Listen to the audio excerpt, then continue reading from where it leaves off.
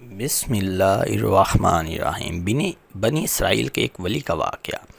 اگر آپ نے ہمارے چینل کو سبسکرائب نہیں کیا تو کر لیں اور ویڈیو کو لائک کر دیں، شکریہ۔ ایک دن خاتم النبیین صلی اللہ علیہ وآلہ وسلم نے صحابہ کرام رضی اللہ تعالیٰ اجمعین کے سامنے بنی اسرائیل کے حالات بیان فرمائے اور دوران وظیفہ نصیحت حضور پاک صلی اللہ علیہ وسلم نے ایک عبادت گزار بندے کا بھی ذکر فرمایا جس کا نام حضرت شامون رحمۃ اللہ علیہ تھا، جو عبادت گزاری کے لیے ضرب المثل تھے۔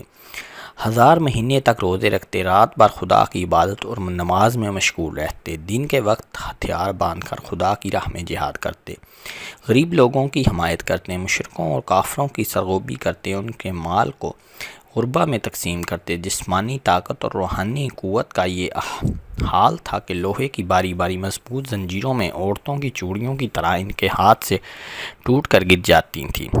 کفار نے جب دیکھا کہ شامون رحمۃ اللہ علیہ پر کوئی حربہ کاریگر نہیں ہوتا تو انہوں نے آپ کی بیوی کو ساتھ ملانے کی کوشش کی تاکہ حضرت شامون رحمۃ اللہ علیہ کو اپنی حراست میں کسی نہ کسی طرح لیا جائے۔ چنانچہ فاسد لوگوں نے حضرت شامون رحمۃ اللہ علیہ کی بیوی سے جا کر کہا کہ اگر تم اپنے خامد کو رات کے وقت سوتے ہوئے مضبوط رسیوں سے جکڑ کر باندھ دو، پھر صبح کو ہمارے حوالے کر دو تو اس کے بدلے تمہیں بہت سا مال و دولت دیا جائے گا۔ بیوی دولت کے لالچ میں آ گئی اور اپنے بہادر اور پکے دیندار شوہر کی کچھ بھی پرواہ نہ کرتے ہوئے اسے رات کو مضبوط رسیوں سے باندھ دیا۔ صبح کو جب حضرت شامون رحمۃ اللہ علیہ بیدار ہوئے تو انہوں نے اپنی بیوی سے پوچھا، کیا بات ہے، مجھے کس نے باندھا ہے؟ ہوشیار بیوی نے اپنی محبت اور وفاداری کا نقلی ثبوت دیتے ہوئے جواب دیا کہ میں تو آپ کی قوت کا اندازہ کرنا چاہتی تھی، کیونکہ میں آپ کی قوت کا کرشمہ اپنی آنکھوں سے دیکھنا چاہتی ہوں۔ یہ صحت بیانی سن کر حضرت شامون رحمۃ اللہ علیہ خاموش ہو گئے اور بات رفع دفع ہو گئی اور آپ نے رسیوں کو کھول دیا۔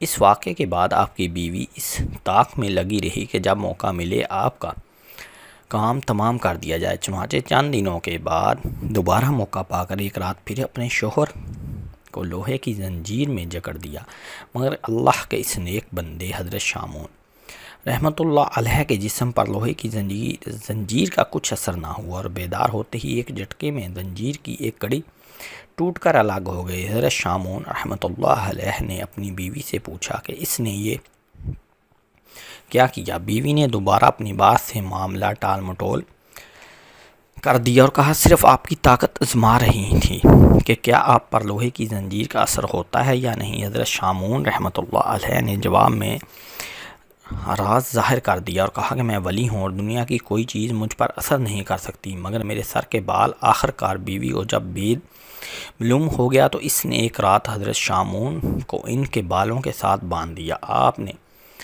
کھولنے کی بہت کوشش کی مگر تمام کوششیں رائے گاں ہو گئیں۔ لالچی بیوی نے اس حالت میں حضرت شامون رحمۃ اللہ علیہ کو ایک ستون سے باندھ کر آپ کی ناک کان کاٹ دی اور آنکھیں نکال دیں۔ اللہ تبارک و تعالیٰ کے اس ولی کی بے عزتی پر غضب الہی نے ان لوگوں کو زمین میں دھنسا دیا اور دھوکہ دینے والی بیوی پر قہر کی بجلی گری اور وہ خاک ہو گئی۔